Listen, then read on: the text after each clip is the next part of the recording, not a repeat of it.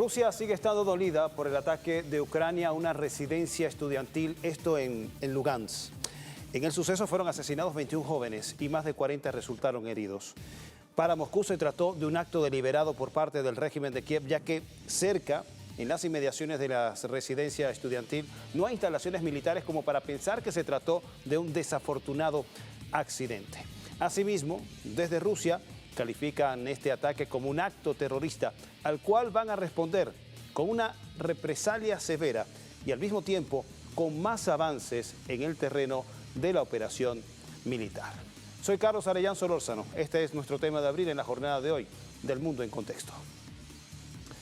Bien, Rusia continúa registrando avances significativos en el contexto de la operación especial militar en Ucrania, entre los que destacan la liberación de nuevas localidades que estaban bajo control del régimen de Kiev.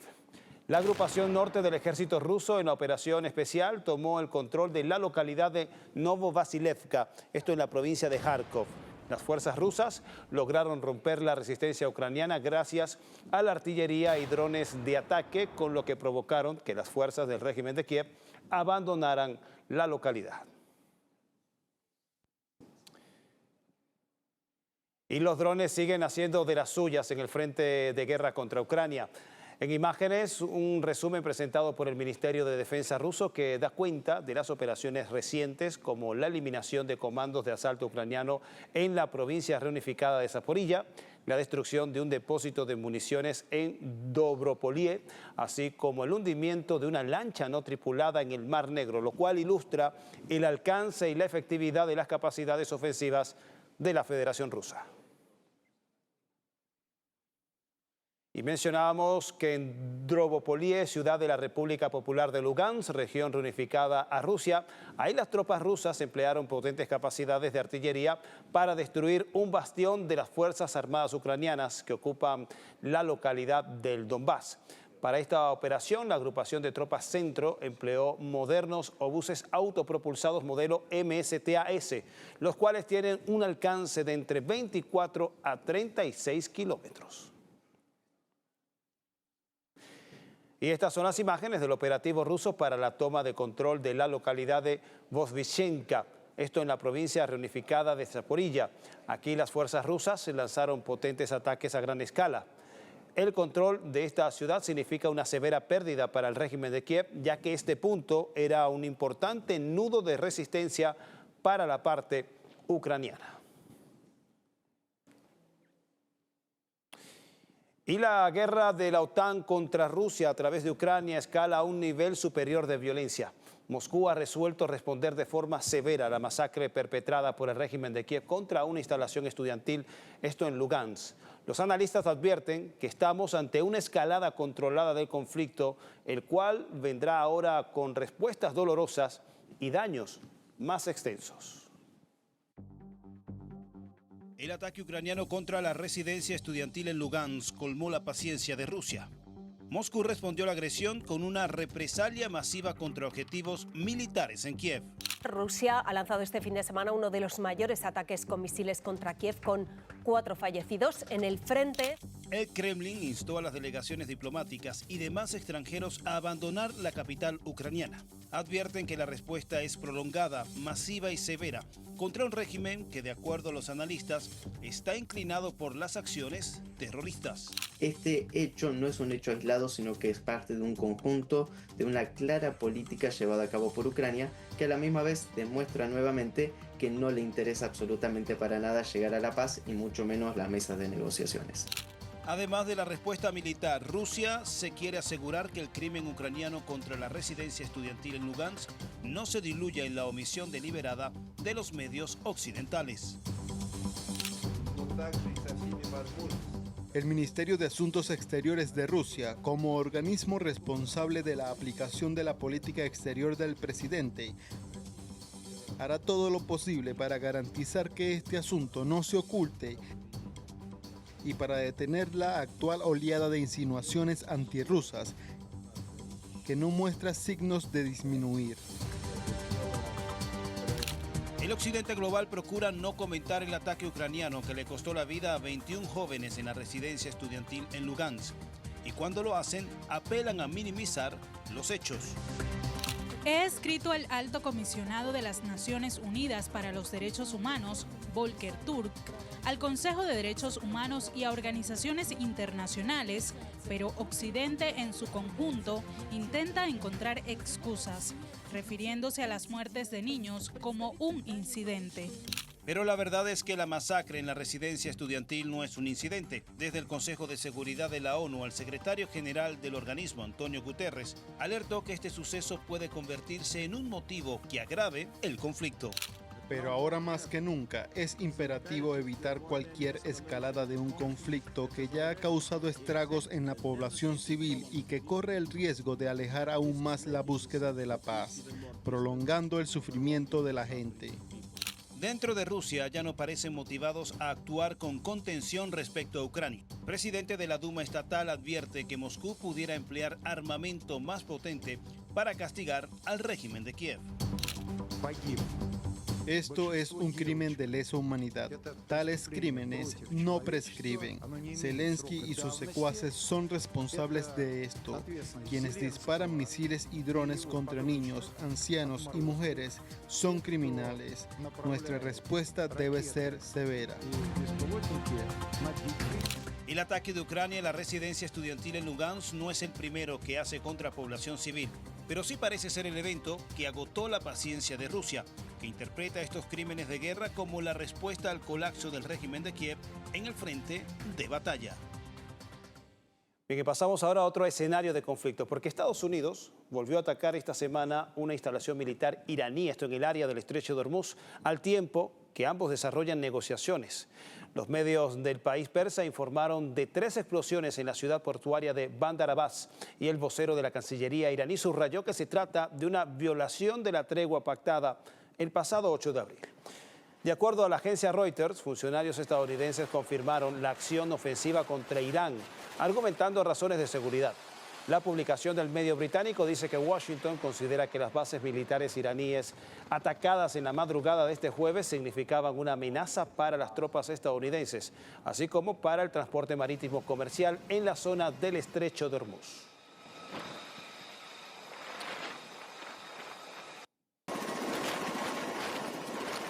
Y en respuesta al ataque estadounidense, el Cuerpo de Guardianes de la Revolución Islámica publicó este video de lo que sería la represalia iraní.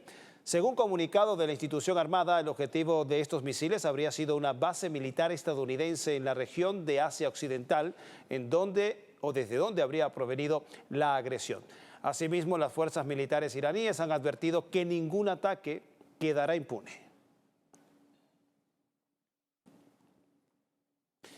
Y en el marco de las tensiones y negociaciones entre los Estados Unidos e Irán por un acuerdo que ponga fin al conflicto, el presidente norteamericano Donald Trump aseguró que no le agrada la propuesta de que Rusia o China reciban el uranio enriquecido iraní y sugirió que Teherán es un adversario supuestamente vencido que les está entregando lo que Washington les pide. Escuchemos.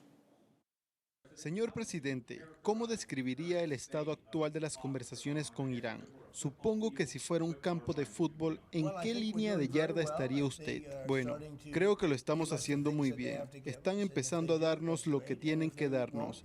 Y si lo hacen, genial. Y si no, entonces el hombre a mi izquierda acabará con ellos. Podría pasar. La televisión iraní publicó un presunto borrador del memorando de entendimiento en las negociaciones con Washington, el cual contemplaría la retirada de las tropas estadounidenses en la región, así como el levantamiento del bloqueo naval contra los puertos iraníes. A cambio, Teherán restablecerá durante un mes el tráfico comercial por el estrecho de Hormuz a los niveles previos a la guerra. Sin embargo, desde la Casa Blanca desmintieron la publicación. Y desde Irán ratifican que las conversaciones con Estados Unidos se centran en poner fin a la guerra y no sobre la cuestión nuclear. Washington asegura que la República Islámica quiere desarrollar una bomba atómica, lo cual no va a permitir, así lo han dicho. Por su parte, el presidente iraní declaró esta semana que su país no tiene intenciones de producir, tener o almacenar armas nucleares. Escuchemos. Quiero asegurar al mundo que no buscamos armas nucleares ni tampoco buscamos la inestabilidad en la región. Quien sí perturba la región es Israel, que persigue el plan del Gran Israel y conspira de diversas maneras para mantener viva la guerra, la inestabilidad y la discordia en la región. Ni nosotros ni nuestro equipo negociador comprometeremos de ninguna manera el honor y el orgullo del país en las negociaciones. Eran recientes declaraciones de Masoud Pezeshkian, presidente de la República Islámica de Irán. Bien, y más de 10 muertos dejó este jueves una nueva y feroz ofensiva de Israel sobre el sur del Líbano y la capital, Beirut. Para estas operaciones, el régimen sionista empleó la fuerza aérea y atacó 7 ciudades. Benjamín Netanyahu, primer ministro israelí, aseguró que vendrán golpes más fuertes sobre el país árabe. Un misil israelí impactó este edificio residencial cerca de Beirut, capital del Líbano. Los informes no mencionan hasta ahora si hubo víctimas, pero destacan que el ataque tenía como objetivo matar a Ali al-Husseini, comandante de la unidad de cohetes de la resistencia libanesa de Hezbollah. Además del edificio, varios carros resultaron afectados por la explosión, los cuales fueron retirados por los grupos de rescate.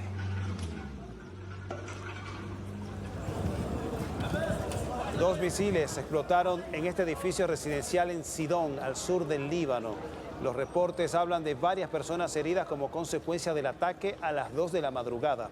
Israel ha ordenado intensificar su ofensiva en la zona, instando a los residentes a abandonar sus viviendas, y eso a pesar de la vigencia de un acuerdo de cese al fuego que fue gestionado por el gobierno de los Estados Unidos.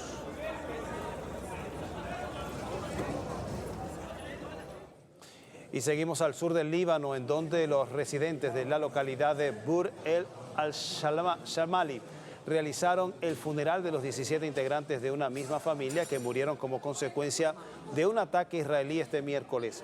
Antes del bombardeo, las autoridades del régimen sionista exhortaron a la población a evacuar la zona, esto con el objetivo de destruir una supuesta instalación de la resistencia libanesa.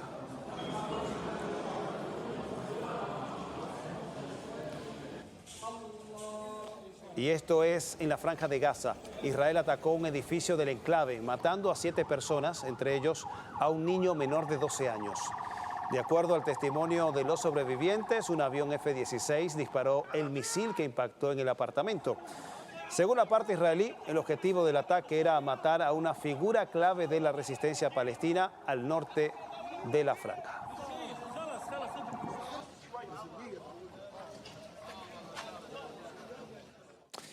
Bien, momento de hacer una pausa en esta emisión del Mundo en Contexto. Como todos los jueves, tenemos al regreso a nuestro compañero Alejandro Díaz Bonet con su sección En Detalle. Estará hablando sobre un tema relevante y estratégico. Sabe que mucha de la infraestructura del Internet viaja o está debajo del agua y que parte esencial, una arteria de esa comunicación, está justamente en el Estrecho de Hormuz, escenario de tensiones desde el pasado 28 de febrero y que pudiese también ser parte de los objetivos de una potencial represalia en el conflicto. ¿Cómo afectará esto al mundo? Bueno, eso lo estará repasando nuestro compañero Alejandro Díaz Bonet en detalle. Esto al regreso.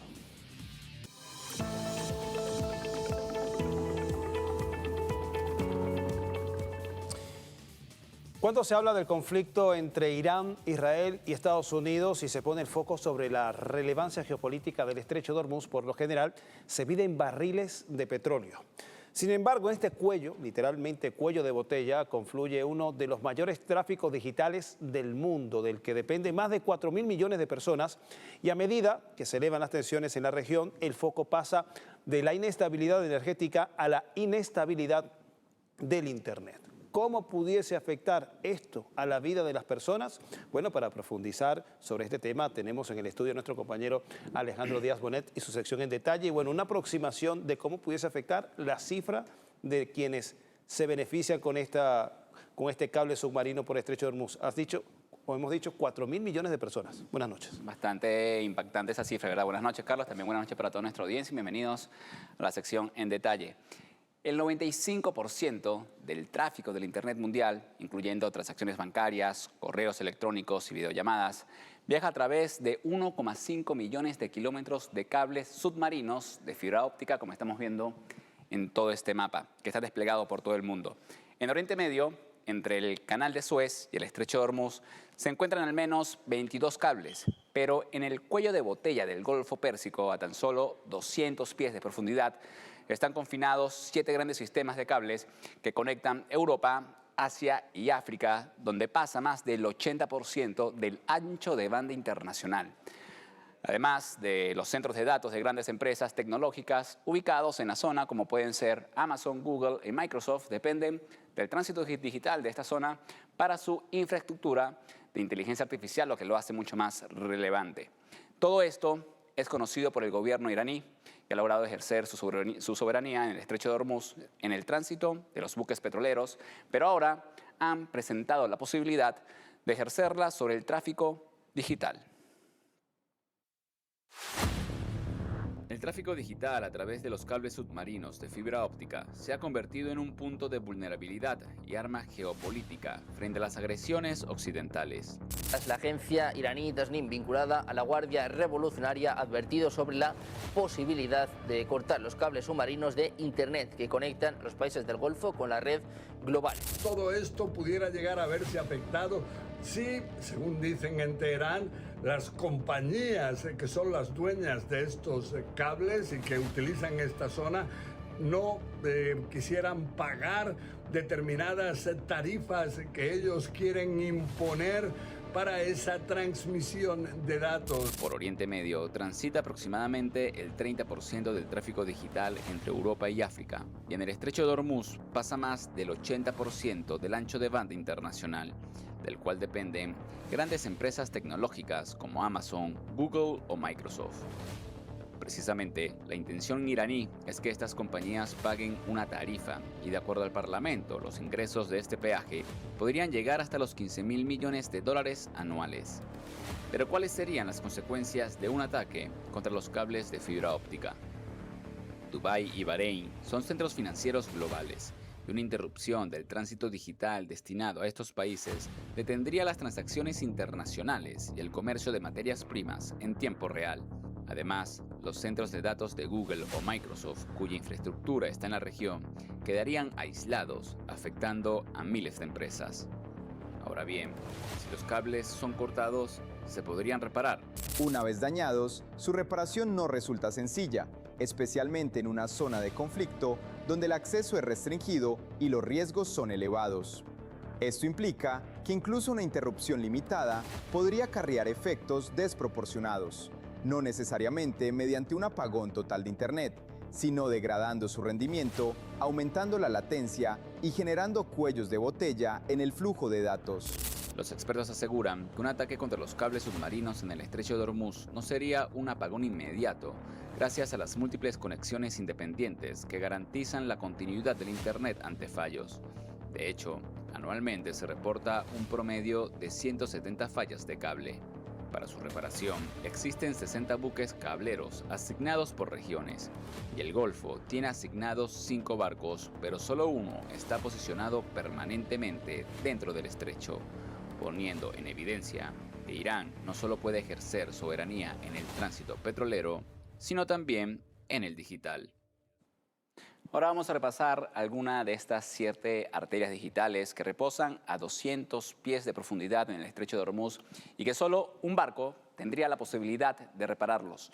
Los más críticos son Falcon Gulf Bridge International, TGN Gulf y AI-1. Estos cables conectan el Golfo Pérsico con Europa, India y Asia, formando parte de la red que transporta más del 90% del tráfico internacional de datos globales. Falcon conecta a los centros de datos de Google, Amazon y Microsoft, mientras que AAE-1 es la columna vertebral de 25.000 kilómetros entre Asia y Europa. TGN Gulf es propiedad de la empresa India Tata Communications, que es dueña de la mayor red de cables submarinos del mundo, que conecta, escuché esto, al 99,7% de la población global. Bien, y como vemos, la importancia geopolítica del estrecho de Hormuz no es solo en materia de hidrocarburos o fertilizantes, sino en la red digital que sostiene la economía global. Así que mientras que se recrudecen las exigencias sobre el gobierno iraní, Teherán pone sus cartas sobre la mesa cambiando las reglas del juego en un tablero internacional cada vez más convulso. Pero también le está recordando al mundo que para jugar contra la revolución islámica no basta con tener un gran poderío militar. Con esto le ponemos el detalle al contexto. Buenas noches y volvemos contigo, Carlos. Bien, interesante el detalle de la jornada de hoy, porque justamente, como ya lo mencionabas, la clave de este conflicto, las tensiones en el estrecho de Hormuz, no está en función del 20% del crudo internacional que se consume, que circula por ahí, sino de lo que está debajo del agua, ¿no? Estos cables del Internet y que determinan mucho de nuestra cotidianidad. ¿Qué pasaría si se interrumpe parte de esa infraestructura? Has dado en el detalle en esta jornada. Alejandro Díaz Bonet, acá en El Mundo en Contexto. Datos que puede conocer aquí por El Mundo en Contexto todos los jueves con Alejandro Díaz Bonet. Corresponde hacer una nueva pausa. No se aparte, que en minutos estamos de vuelta. Estaremos revisando cómo se prepara Colombia en vísperas de lo que van a ser las elecciones generales, entre ellas elecciones presidenciales, este domingo. No se aparte, en minutos estamos de vuelta.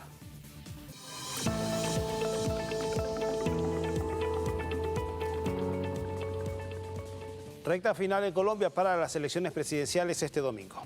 A pocos días de que abran las urnas todo el territorio nacional, los colombianos ya están ejerciendo el voto anticipado, mientras se afina el proceso democrático que estará bajo la mira de veedores internacionales.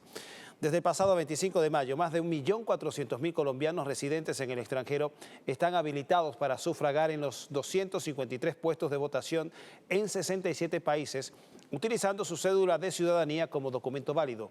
Ciudades como Miami, Nueva York, Madrid, Barcelona reportan una masiva participación en esta modalidad de votación anticipada, la cual se extenderá de forma ininterrumpida hasta el domingo 31 de mayo en las sedes consulares.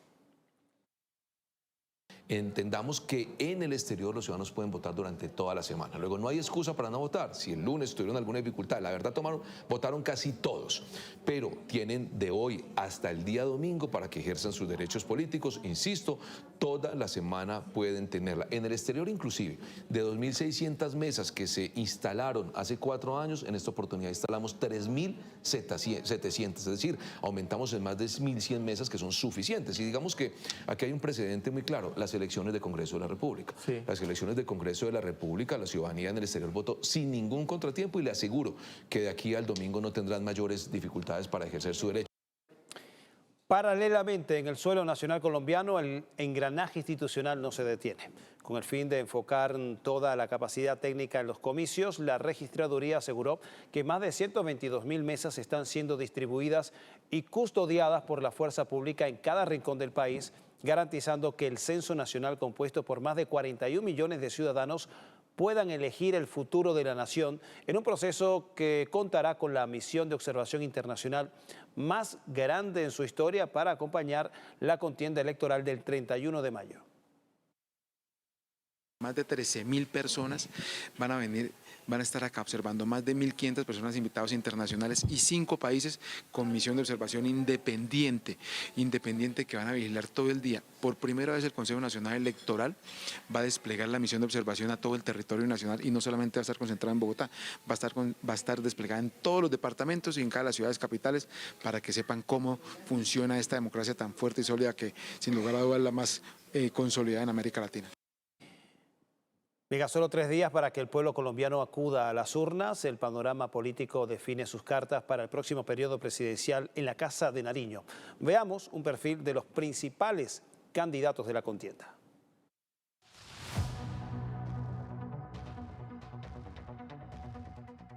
Nacido en Bogotá en 1962, Iván Cepeda es filósofo y defensor de los derechos humanos. Es hijo del asesinado congresista de la República por la Unión Patriótica Manuel Cepeda Vargas. También fue senador por el Polo Democrático y el Pacto Histórico.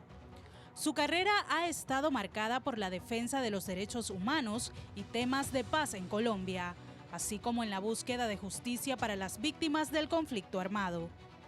fue facilitador del proceso de paz y diálogo entre el Estado, las FARC, el ELN y el llamado el Clan del Golfo.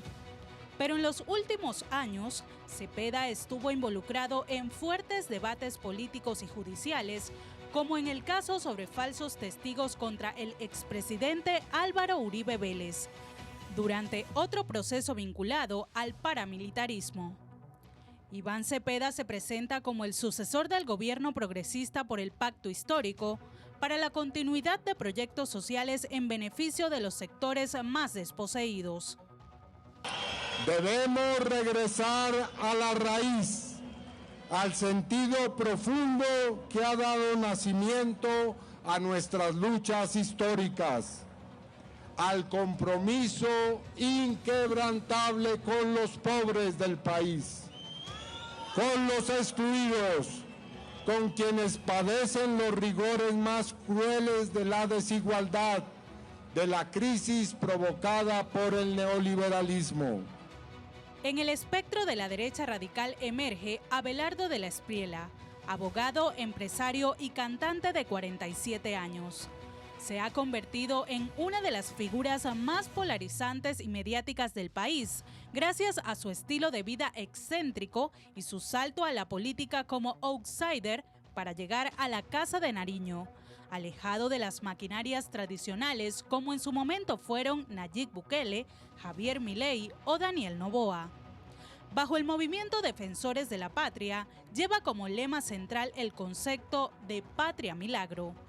El autodenominado El Tigre propone una política económica de corte liberal y promete combatir con mano de hierro a los delincuentes y corruptos de Colombia. Vamos a ser libres de corrupción, de negligencia, libres de herederos que buscan perpetuar una tiranía que ya bastante daño ha causado. Libres de traidores a la patria. Colombia necesita reinventarse. Colombia necesita convertirse en una patria milagro y tenemos todo para hacerlo. Mientras que Paloma Valencia, abogada, filósofa y senadora colombiana por el Partido Centro Democrático, es heredera de una histórica dinastía política del uribismo y busca convertirse en la primera mujer presidenta de Colombia. Entre sus propuestas propone desmantelar la política de paz total del presidente colombiano Gustavo Petro para reinstaurar el modelo de seguridad total de Uribe Vélez basado en el control territorial y el fin de los beneficios a grupos armados. Conmigo no habrá diálogo ni con el ELN, ni con las FARC, ni con el autodenominado Ejército Gaitanista. Nosotros vamos a reactivar todas las órdenes de captura y vamos a perseguirlos y a cazarlos como ratas para llevarlos a la cárcel. Más de 39 millones de colombianos están convocados a participar en los comicios presidenciales. Si ningún candidato supera el 50% de los votos, las dos votaciones más altas se medirán en una segunda vuelta definitiva en junio. Y de Colombia pasamos al Vaticano, ya que el Vaticano da un paso histórico en la era digital.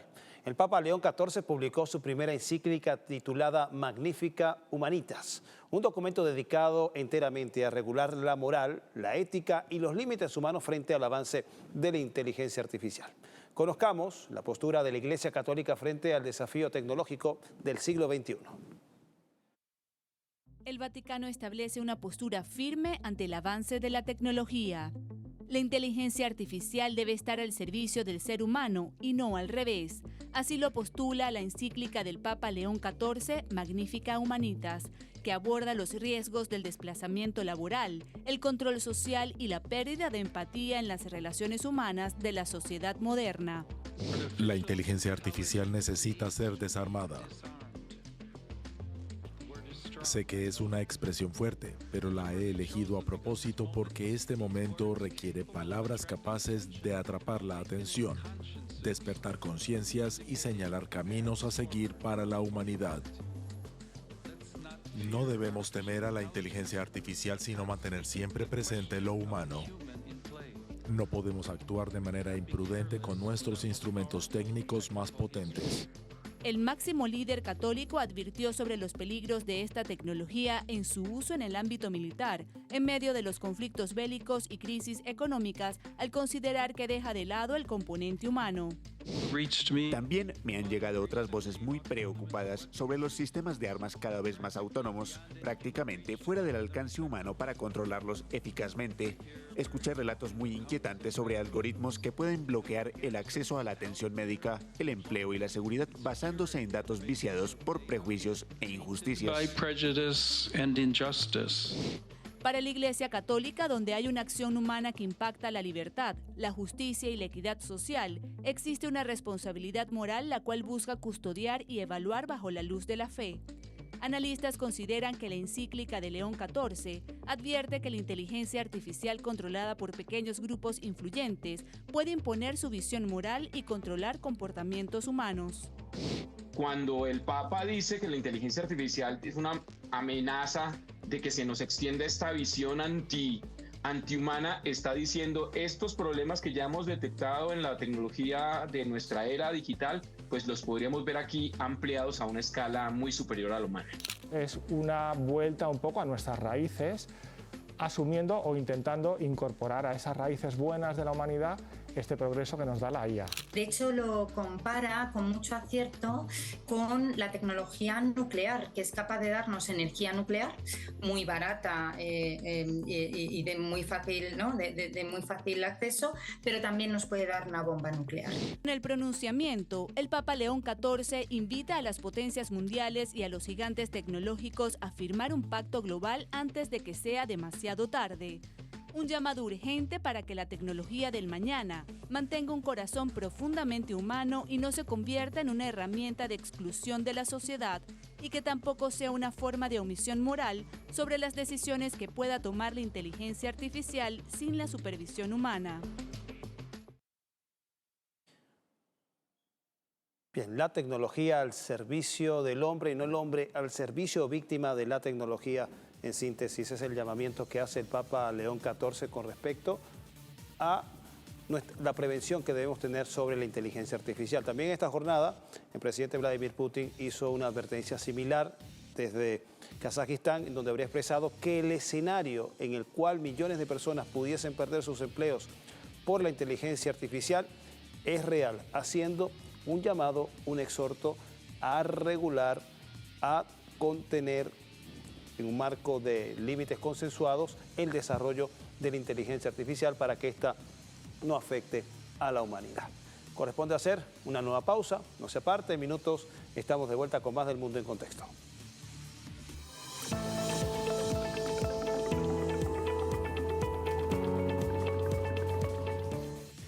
Faltan pocos días para que comience el Mundial en el Mundo en Contexto. Seguimos revisando historias que han marcado al torneo.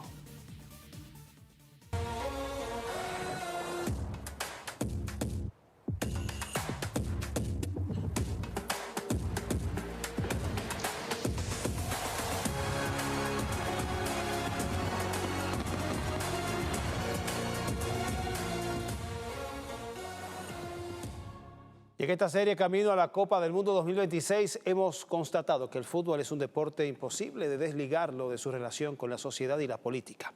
Para el Mundial de 2002, la selección de Senegal fue la gran sorpresa, pero también tuvo una victoria anticolonial sobre Francia.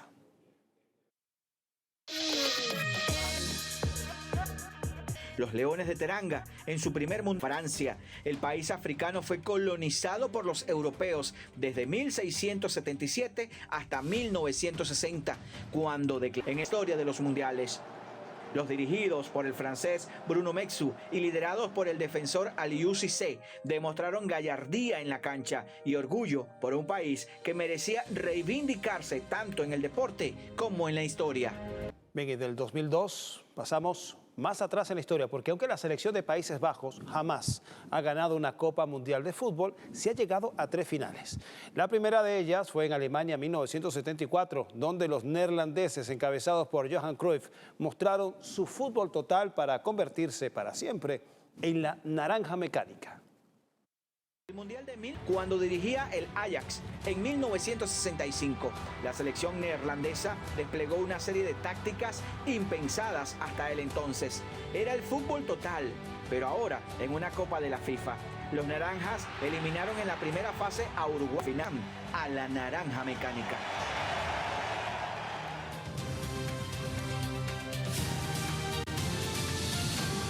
Bien, tenemos final de esta emisión del Mundo en Contexto y como siempre en esta parte nuestras acostumbradas efemérides.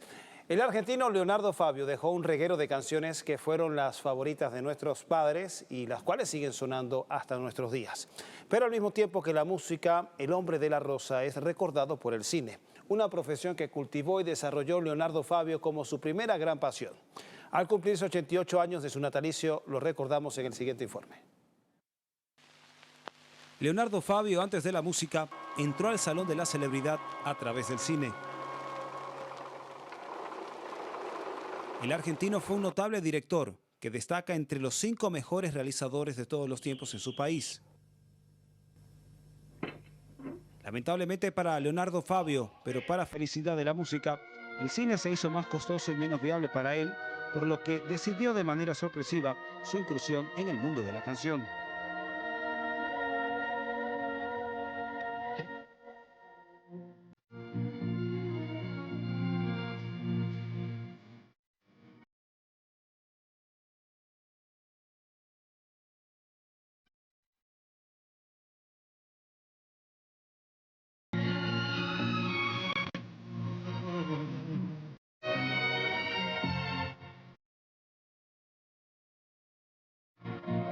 Leonardo Fabio es considerado el precursor de la balada romántica latinoamericana y su fama se hizo sólida con temas como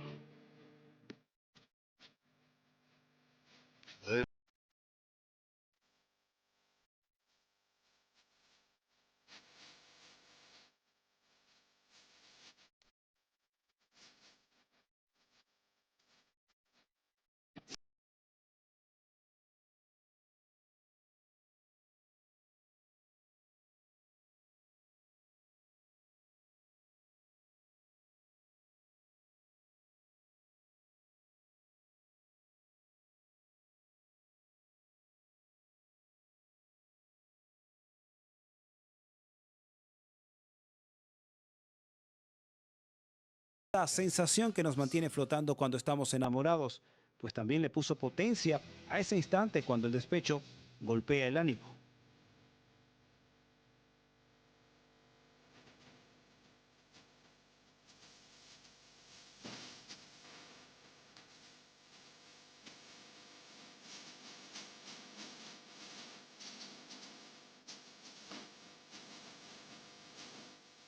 Al mismo tiempo que Leonardo Fabio le cantaba la causa del amor, también lo hizo para las causas políticas que abrazó toda su vida, como fue la del peronismo, con la canción Estoy orgulloso de mi general.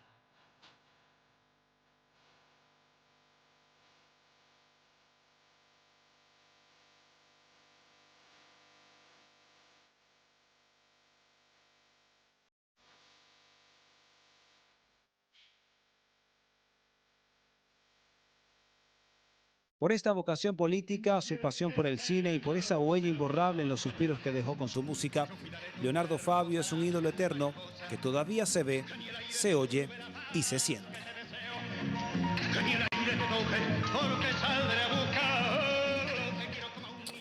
Bien, con este trabajo especial en tributo a Leonardo Fabio llegamos al final de esta emisión del Mundo en Contexto, agradeciendo como siempre el privilegio de su amable sintonía, el mejor premio que nos podemos ganar todas las noches. En esta oportunidad cerramos con música del cantautor venezolano Evio Di Marzo, esto al cumplirse 8 años de su lamentable fallecimiento. Le dejamos con su tema Selva del Tiempo y continúen con la programación que les ofrece Venezolana de Televisión, el canal de Venezuela Toda.